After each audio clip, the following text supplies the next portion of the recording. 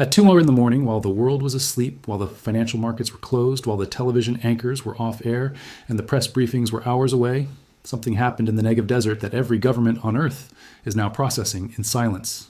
Not because they do not know, because they do not know what to say about it. Because what happened at Nevatim Air Base in the early hours of March 15th does not fit inside the framework that Western defense establishments have been operating from. It does not fit inside the story that Israel has been telling about itself for 50 years. What happened at Nevatim last night was not a strike. It was a demonstration. And the audience was not Israel. The audience was every government on Earth that has been watching this war and calculating what it means for their own assumptions about who actually controls the skies over the most militarized region on the planet. Let me tell you what Nevatim is. Not the coordinates, not the satellite imagery. What Nevatim actually is in the architecture of Israeli military power and in the mythology of technological superiority that the West has built its entire security identity around for 3 decades. Nevatim is the home of the F-35I Adir, the most advanced combat aircraft ever deployed by any air force on Earth. The aircraft that represents the cutting edge of American aerospace engineering, sold to Israel as part of the deepest bilateral defense relationship in the history of American foreign policy. The F-35I is not merely an aircraft. It is a symbol.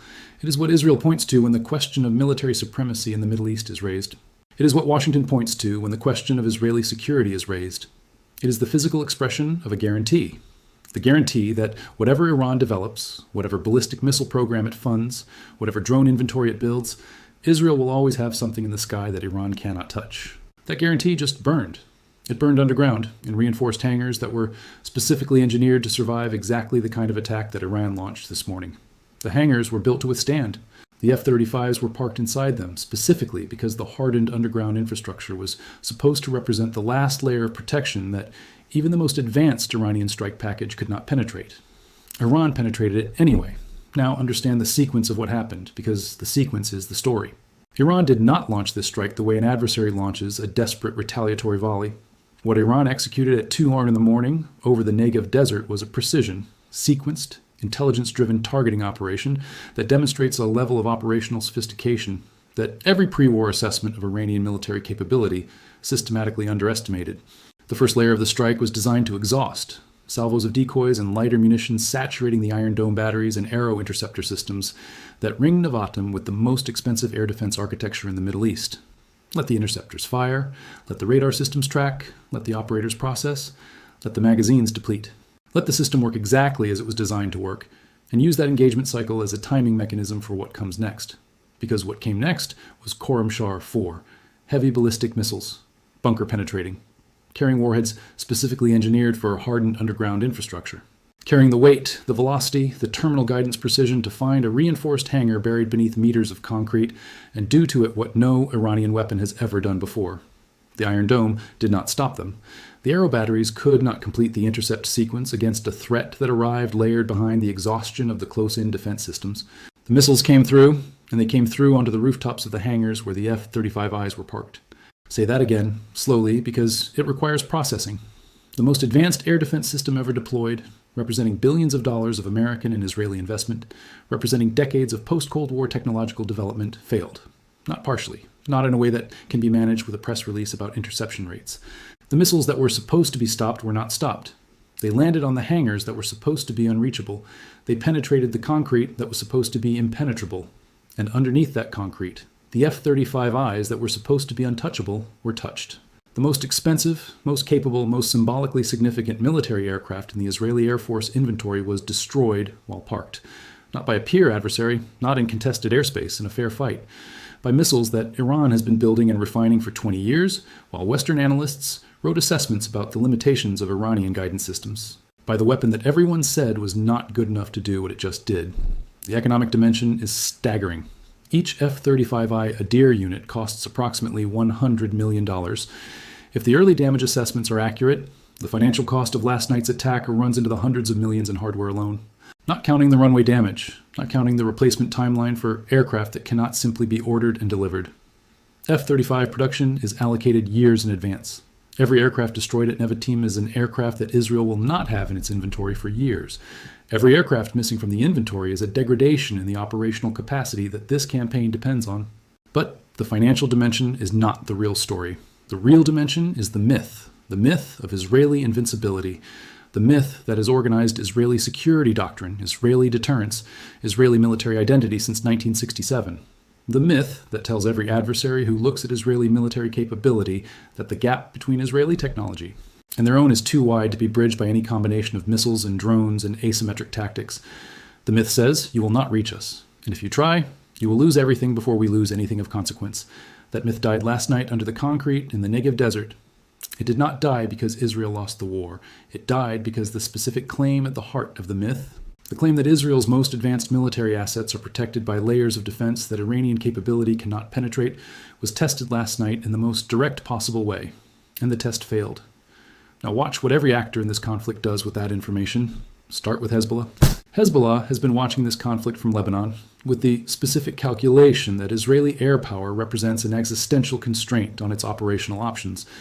The F-35I is the aircraft that Hezbollah's military planners factor into every scenario that involves direct confrontation with Israeli forces. That calculation just changed. Not because the Israeli Air Force is destroyed, because the specific invulnerability that made the calculation decisive has been visibly, publicly, catastrophically disproven.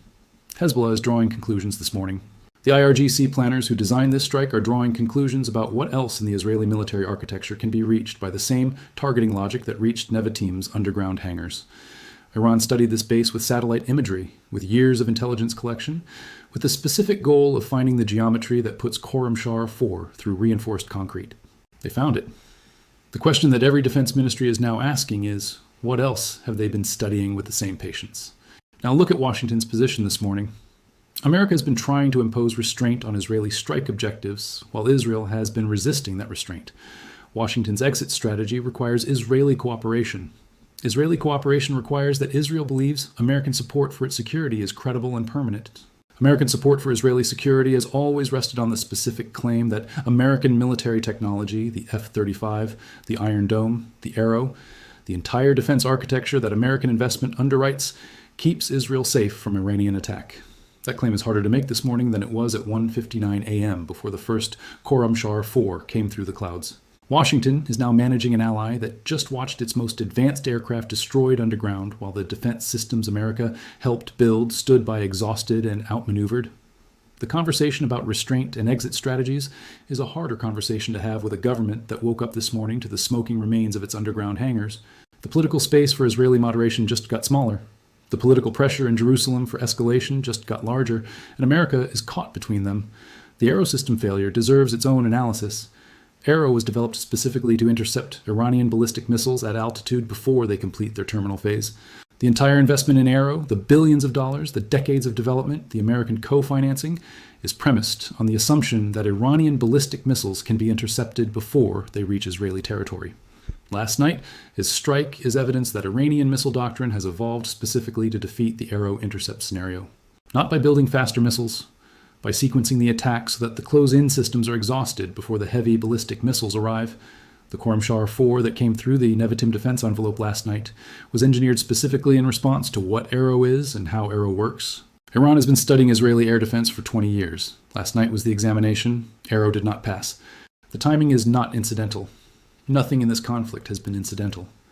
Iran launched this strike in the specific political window created by the fracture between Washington and Jerusalem, by the deal that is still theoretically on the table, by the question of whether the American exit strategy and the Israeli elimination strategy can coexist long enough for either of them to prevail.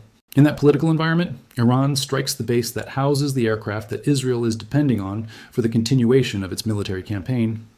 The Nevatim strike is Iran telling Jerusalem that the elimination strategy cannot be executed from a position of invulnerability, that the cost of continuing is now measured in F-35s and Arrow intercept rounds and Iron Dome magazines that must be replaced from American stockpiles that the American political environment is making harder to authorize. There's an image that will define this moment, not a photograph, because the images from inside those hangars will be under military censorship for weeks. An image in the imagination of every defense planner, every Air Force commander, every government minister watching this war. The image of the most advanced fighter aircraft on Earth, sitting in its hardened underground shelter, surrounded by the most expensive air defense architecture ever built, and burning. Not shot down in a dogfight. Burning underground because the architecture that was supposed to make it untouchable was outmaneuvered by a sequenced attack designed over years to find the seam between the layers. Iran did not defeat Israeli air power last night. It did something more consequential. It proved that Israeli air power's invulnerability was conditional. The myth is not dead in the sense that Israel cannot fight. Israel will fight. But the specific story that made deterrence work for 50 years, the story that made every adversary calculation resolve in Israel's favor, that story will never be told the same way again.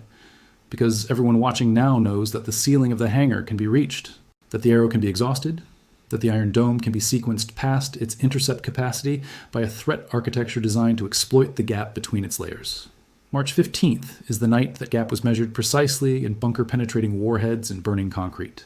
In the silence of a government that does not know yet how to explain to its people that the invincibility they were promised has a limit.